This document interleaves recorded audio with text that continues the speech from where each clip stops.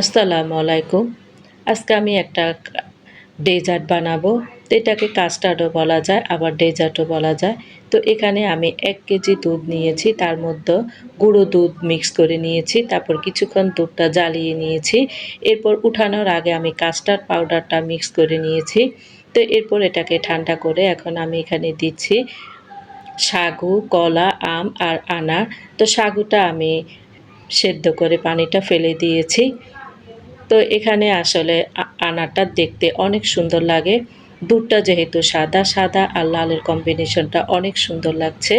তো আমার কাছে কাস্টার্ডের মধ্যেও কলা আর আম দিয়ে করলে অনেক ভালো লাগে। আপেল আর আঙ্গুর এগুলো দিলে তেমন একটা ভালো লাগে না। এখন যেহেতু আমের সিজন, প্রচুর আম পাওয়া যাচ্ছে, তো আমি এজন্য কলা আর আমটাই ব্যবহার করেছি।